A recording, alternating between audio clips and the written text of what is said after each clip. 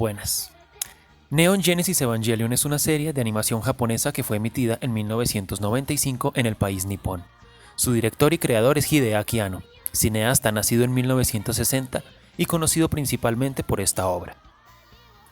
La serie cuenta con 26 capítulos, cada uno con duración aproximada de 21 minutos, y una película que se llama The End of Evangelion, que dura hora y media. Es encargada de dar cierre a la trama y fue estrenada en 1997. Esta obra en conjunto, es decir, la serie y la película, es la fuente que tomaré para hablar de metafísica en este video.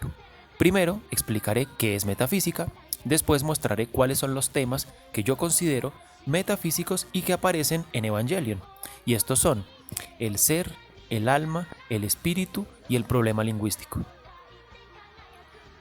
Primero, la metafísica. La metafísica es una rama de la filosofía que se encarga de estudiar las cosas que están más allá de lo físico. Eso significa meta, significa más allá, mientras que físico significa de naturaleza corpórea. Dicho de manera más sencilla todavía, la física estudia lo que tiene cuerpo, la metafísica estudia lo que no tiene cuerpo, pero existe de todas maneras. La física, por ejemplo, estudia al hombre, a la rueda, a un péndulo, a los carros, a la materia en general. Pero la metafísica intenta comprender cosas como Dios, el tiempo, la justicia, la ética, el alma, la democracia y todo aquello que no podemos ver, tocar, oler, escuchar o degustar, pero sabemos que existe. En Evangelion hay muchos temas metafísicos que están presentes y que son abordados en la serie de forma metafórica, y por eso yo creé este video. Pero para ahondar en los aspectos metafísicos de esta serie, tengo que primero darles contexto de lo que ocurre en Neon Genesis Evangelion, aunque espero que quienes estén viendo este video ya conozcan la serie de antemano. Inicio. Este anime tiene una mitología propia, compleja y difícil de explicar, en general para quienes no hayan visto la serie, por lo tanto haré un breve resumen de la trama. Neon Genesis Evangelion, como lo indica la traducción de su título en latín, es el nuevo inicio o una nueva creación de las buenas noticias que Dios tiene para sus creaciones. Algunos también traducen Neon Genesis Evangelion como mensajero del nuevo comienzo, y esta es una traducción que me gusta mucho más porque siento que representa bien lo que la serie quiere contar. Según este anime, todos los seres divinos tienen y deben tener siempre dos frutos: vida y conocimiento. Y además de estos frutos, como son dioses, deben tener la capacidad de crear. Estos dioses pueden crear seres que posean alguno de los dos frutos, pero no que tengan los dos frutos, porque si tienen los dos frutos serían una nueva divinidad. Sería un dios creando otro dios, y esto es algo que no puede ocurrir. Por lo tanto, las creaciones tienen o el fruto del conocimiento o el fruto de la vida, pero no los dos. Es así como nacieron los semidioses, que en la serie son llamados Adán, que Adán es el que tiene principalmente el fruto de la vida, y Lilith, que es la poseedora principalmente del fruto del conocimiento. Estas dos semidivinidades, podríamos decirles, vagaron por todo el universo, creando vida a su semejanza. Es decir, Adán creaba seres con vida, que eran fuertes y rápidos, mientras que Lilith, por su parte, creaba seres débiles en comparación con los hijos de Adán, pero que eran más inteligentes. La condición de estos dos semidioses, impuesta por la raza ancestral, es decir, por los dioses principales, era que nunca se encontraran en un mismo planeta, por lo que ya sabemos, no puede haber contacto entre fruto de la vida y fruto del conocimiento. Pero, con la trama de Evangelion, resulta que sí se encontraron, por casualidad, y fue en el planeta Tierra. Después de haberse encontrado, entraron en reposo por mucho tiempo, Lilith en el centro de la Tierra y Adán en la Luna. Adán fue de hecho el primero en llegar acá, y por eso se le llama así, haciendo referencia al primer hombre que estuvo en el planeta. Y él pues creó seres fuertes de gran vigor. Podríamos pensar por ejemplo en los dinosaurios, tiburones, elefantes, leones, gorilas, etc. Después de crear a sus descendientes, quedó en estado de reposo. Es un reposo de hecho muy largo, porque a diferencia de sus creaciones, los semidioses no les basta con dormir unas cuantas horas. Ellos duermen de hecho por siglos, duermen por muchísimo tiempo. Con un Adán dormido, llegó Lilith después y dio vida a sus pequeños Lilith, combinando así las creaciones de Adán y las suyas propias. Los de Lilith, que son seres pequeños y débiles pero de inteligencia superior y evolutiva. Estos Lilith, o también llamados humanos según los idiomas de este planeta, comprendieron y estudiaron todo lo que hasta ahora he resumido, toda la historia de los dioses y semidioses, y se propusieron ser ellos, los Lilith, quienes dominen el mundo, cosa que efectivamente ocurrió gracias a sus desarrollos tecnológicos. Fue así como por muchos siglos los Lilith mandaron en el mundo, pero un día los hijos que Adán había tenido anteriormente en otros planetas decidieron venir a su rescate. Hay que recordar que, como ya les dije, tanto Lilith como Adán se durmieron después de sus respectivas creaciones en el planeta Tierra. Por lo tanto, los humanos experimentaron con ellos. Procedieron a encerrar a Lilith en el centro del planeta Tierra, debajo de la organización NERV, y ocultaron a Adán en la Luna. Los hijos de Adán, provenientes de otros planetas, llamados ángeles, buscaban fusionarse con su padre para despertarlo y así acabar con Lilith y sus hijos. Como ya he dicho, esto es algo que no debe ocurrir, pues el contacto de Adán, es decir, la vida, y de Lilith, el conocimiento, generaría un ser divino, un nuevo Dios, que actuaría según su propio designio. Es por esto que los Lilith deciden luchar contra los hijos de Adán, que en la serie son llamados ángeles porque vienen de otros planetas y son enviados divinos. Y para estas batallas utilizan tecnología que es resultado de su intelecto, es decir, sus armas poderosas llamadas Evas. Gracias a la experimentación de los Lilith, o sea de los humanos, con el cuerpo de Adán, estos pudieron arrancarle partes a su cuerpo, y con estas partes crearon robots gigantescos llamados Evas, que son una referencia bíblica. Así, tal como se ve en el capítulo 1 de la serie, los humanos utilizan a los Evas para que los hijos de Adán no lo despierten. No obstante, hay humanos que sí quieren un encuentro entre los semidioses para que los Lilith dejen de ser esos pequeños seres mortales y asciendan al uno divino, como autores como Parménides, Platón y Plotino en su momento lo pensaron. Estos humanos, que quieren la unión entre los dos semidioses, crearon una organización llamada CL o SEAL, en este video le voy a decir SEAL, que en apariencia lucha contra los ángeles, pero que en realidad busca la creación de un ser divino en nuestro planeta que pueda ser controlado por ellos. Quieren jugar a ser dioses. Quien ha visto la serie sabe que Shinji, Misato, Ritsuko, Rei y Asuka son defensores de que el humano debe ser lo que es y no debe ascender, es decir, que su esencia no debe avanzar hacia lo divino. Mientras que personajes como Gendo, Fuyutsuki y los dirigentes de la ya mencionada organización SEAL quieren mutar la esencia de los Lilith para que estos puedan llegar a ser uno con Dios, para que podamos llegar a ser uno con Dios. Así que hasta aquí va el contexto de la trama. Dejé muchas cosas por fuera, pero creo que esto será suficiente para pensar el problema de la metafísica en Evangelion. Para esto hablaré primero de Parménides y el concepto del ser. Posteriormente, explicaré el concepto del espíritu en Hegel. Más adelante, hablaré sobre el problema lingüístico de las divinidades en esta serie y finalmente daré conclusiones. Antes de iniciar, haré una aclaración. En las primeras décadas del siglo XXI, Hideaki Anno publicó una tetralogía de películas llamada Rebuild of Evangelion, que yo no tendré en cuenta para este video, porque es una reconstrucción que cambia algunos aspectos de la serie original, y abarcar estas películas haría de este video algo muy largo y complejo. Por lo tanto, prefiero abarcar solo la serie de los 90s y la película The End of Evangelion, por los motivos ya mencionados y porque de hecho me gustan mucho más. Bien, para hablar de metafísica desde la filosofía debemos referirnos a uno de los autores presocráticos más importantes, uno de los referentes en esta materia. Ese es Parménides. Él escribió el poema del ser. El poema del ser es un texto que a nosotros ha llegado incompleto, pero los fragmentos que tenemos nos sirven para acercarnos a la idea del ser filosófico.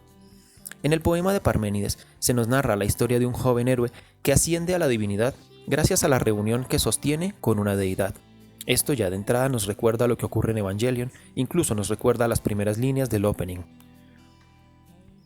El héroe del poema de Parménides es conducido en una carroza hasta el lugar divino, donde sostiene una conversación con una diosa que le revelará la vía de la verdad, que no es otra que la del ser.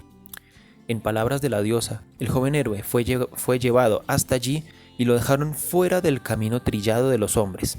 Lo llevaron hacia la ley y la justicia. En este verso podemos ver algo que será muy recurrente en todo el poema. La caracterización del mundo de los mortales como algo inferior, algo que debe mejorar, y que no se compara bajo ningún aspecto con la divinidad. En Neon Genesis Evangelion hay una institución poderosa llamada SEAL que propone dejar de lado la incompleta e inferior humanidad para ascender hacia la divinidad, logrando así que los seres humanos seamos uno con Dios y dejemos de lado el camino trillado de los hombres. En otras palabras, ascender es participar de la idea, de la ley, del bien y de la justicia divina.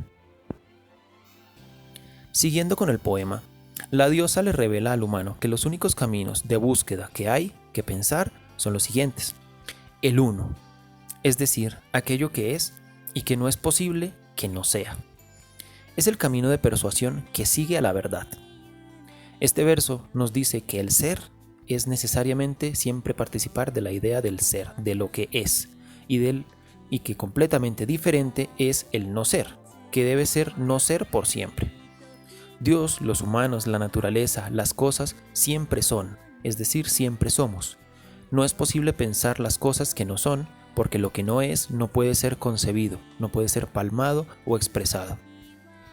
Es así como el proyecto de SEAL, llamado en la serie Proyecto de Instrumentalización Humana, no busca que la raza humana deje de ser, porque esto sería imposible. Más bien pretenden que los humanos sean uno con su creador. Los humanos dejaremos de ser una cosa imperfecta y pasaremos a ser una cosa perfecta, según SEAL. De hecho, dato curioso, SEAL se pronuncia Ser en alemán, que significa alma. Y de hecho en su logo tienen una frase que dicta Über Sternetzel richten Gott wie wir gerichtet.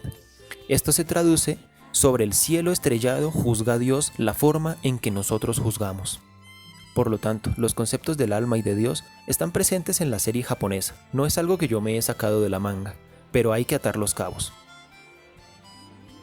Volviendo al poema del ser, la diosa le dice al protagonista que todo será nombre, refiriéndose a lo existente. Todo lo que es puede ser nombrado por los seres pensantes y conocedores. Por esto, en la serie vemos que los dioses son llamados la raza ancestral y los semidioses tienen el nombre de Adán y de Lilith. También los tienen sus creaciones, Saquiel, Ramiel, Isfael y todos los demás. Es así como nosotros pensamos lo que es, lo hacemos nombrándolo y caracterizándolo, ya sea con categorías, con contraposiciones, analogías o lo que nos ocurra. Sobre el problema lingüístico volveré más adelante en este video. Por ahora, para finalizar el proceso de comparación con Evangelion y con Parménides, hay que decir que el final conocido del poema del ser presenta una caracterización antropológica que se acopla muy bien con lo expresado en Evangelion. Pues tal como cada cual tiene la mezcla de muy extraviados miembros, así el conocimiento está a disposición de los hombres. Pues lo mismo es lo que la naturaleza peculiar de los hombres conoce en los hombres para todos y para todo. Pues lo más es el pensamiento. El ser humano es, por lo tanto, en el poema como en la serie japonesa, un ente al que no le es propia la divinidad.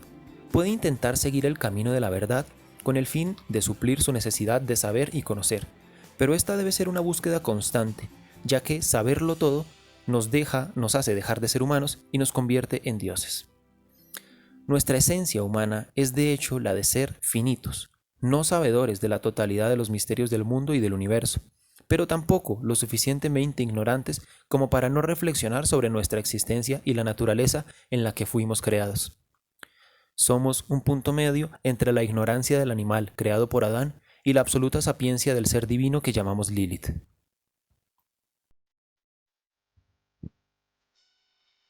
Pensemos ahora el problema del alma en Evangelion. El alma, que es llamada espíritu, por ejemplo, por Hegel, que es otro de los filósofos importantes a la hora de hablar de metafísica, es el pensamiento. El espíritu es el pensamiento que tenemos los seres humanos y nadie más. Ni las plantas, ni los animales, ni los robots tienen pensamiento. Por lo tanto, no tienen espíritu.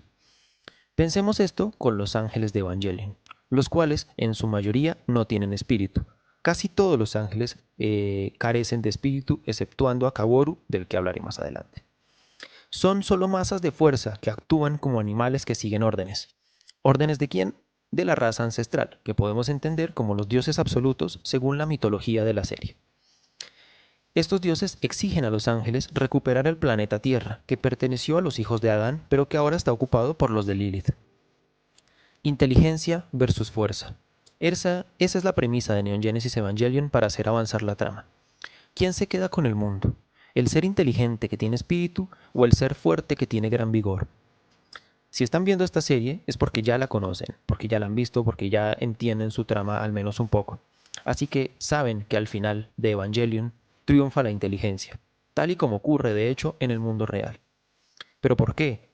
¿Quién gobierna actualmente el mundo? Los seres inteligentes, es decir, los humanos, mientras que los fuertes están encerrados en zoológicos. ¿Por qué pasa esto? Enfrenten a un hombre y a un gorila. Necesariamente ganará el gorila. Enfrenten a un hombre y a un tiburón y necesariamente ganará el tiburón. Enfrenten a un hombre contra el león y verán cómo gana el león. Siendo así las cosas, ¿por qué el mundo lo gobernamos los humanos? Porque tenemos la inteligencia para crear armas que matan al gorila, para crear jaulas que encierran al tiburón y para crear narcóticos que duermen al león. Entonces, ¿por qué NERV, que es una organización dependiente de SEAL encargada de pelear contra los ángeles, derrota a estos ángeles? Porque gracias al espíritu hegeliano crean misiles, armas, explosivos, radares, robots, aviones y todo lo necesario para frenar la fuerza de los extraterrestres que en esta serie llamamos ángeles. De hecho, toda la trama de esta serie existe gracias a que el espíritu humano descifró los manuscritos del Mar Muerto. Pero no quiero detenerme tanto en el argumento, porque quien haya visto la serie varias veces para entenderla sabe de lo que hablo. Volvamos mejor al concepto del espíritu según Hegel. Recordemos que el espíritu, según Hegel, se duplica, o sea, se hace reflexionando sobre sí mismo, convirtiendo su ser en un sí para sí. Pero, por otra parte, autoconocerse es hacerse objeto de sí mismo, eso implica por lo tanto extrañarse, es decir, hacerse otro. Por otra parte, el espíritu solo puede reconocerse en el otro si es otro también en sí mismo. Por lo tanto, acá hay un ejercicio de dualidad, porque mi espíritu me permite entenderme y reflexionar sobre lo que soy, pero también me permite explorar el mundo, preguntarme por él y entenderlo, preguntarme por las personas, animales y cosas que lo componen.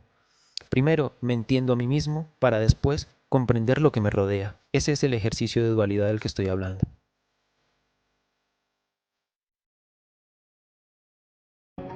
El yo siempre se ha compuesto de dos yos.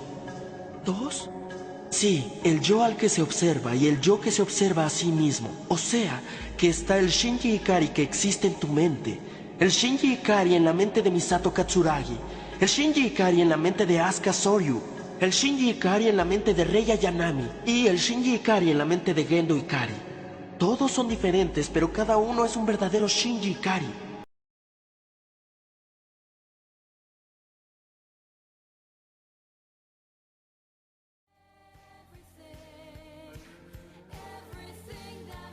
En Evangelion tenemos una forma muy curiosa de representar el alma o el espíritu. Es llamada LCL. Mientras que el cuerpo es lo que almacena el LCL, es llamado campo AT. Primero hablamos del LSL. Es descrito en la serie como el caldo primordial de la vida. Es una metáfora del alma. Según la serie, este líquido es la sangre de Lilith, que se derrama por la herida que le ha causado la lanza de Longinus. En este video no analizaré las referencias judeocristianas porque duraría horas hablando del tema. No se sabe con precisión el significado de las siglas LCL, pero la comunidad de fans cree que significa Link Connected Liquid, enlace de conexión líquida. Las siglas en este caso realmente no me interesan. Acá estoy hablando del alma, problema muy común en los escritos filosóficos de metafísica. Así que reflexionemos. El alma es única, es propia de cada quien. Es aquello que hace que el individuo sea de tal forma y no de otra. Es por esto que cuando se pierde el cuerpo, que ya les dije que se menciona como AT, el campo AT en la serie, cuando se pierde el cuerpo, todos los LCL de los individuos se liberan y se mezclan. generando así un mar de LCL, que es completamente homogéneo. Por lo tanto, la individualidad del alma se pierde. Es como la canción de Caifanes que dice: afuera tú no existes, solo adentro. Afuera te desbarata el viento sin dudarlo. Afuera nadie es nada, solo adentro. Pues eso mismo. Este proceso en el que se pierde el cuerpo y se reúnen todas las almas es, de hecho, el proyecto de complementación humana del que hablé al principio del video. Recordemos que el campo AT, llamado en inglés AT Field, es en la serie Absolute Terror Field, el campo de terror absoluto. Es, en otras palabras, nuestro límite corpóreo. El campo AT dice dónde inicia nuestro cuerpo, nuestra individualidad, y desde dónde inicia el resto del mundo, que es ajeno a nosotros. Esto, damas y caballeros, esto es metafísica. Por cierto, no puedo dejar de nombrar al personaje que rompe los esquemas narrativos de Neon Genesis Evangelion, Kaworu Nagisa, también conocido como el único ángel de la serie con la capacidad de pensar y reflexionar sobre sus actos. Kaworu es, dicho de forma sencilla, el libre albedrío. Este es el único ángel capaz de hablar el idioma humano que nosotros llamamos japonés. El problema idiomático o lingüístico en Evangelion no es cosa menor. Recordemos que Lilith tiene una forma de comunicación superior al intelecto humano que en The End of Evangelion nos muestran con subtítulos, mientras que Adán nunca habla, hasta donde sabemos los espectadores de la serie. Este tema es más trascendental de lo que parece, pues como dijo la diosa del poema de Parménides, todo es nombre. Pero no sabemos si todo es nombre para los humanos, o si todo es nombre para los dioses, o para los dos.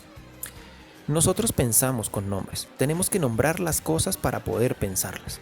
El lenguaje es el límite de mi mundo, pero yo me pregunto, ¿cómo piensa Dios? ¿Usa palabras, conceptos e ideas como nosotros? Dicho de otra forma, ¿en qué idioma piensa Dios? ¿En todos los idiomas o en ninguno? ¿Tiene un idioma propio?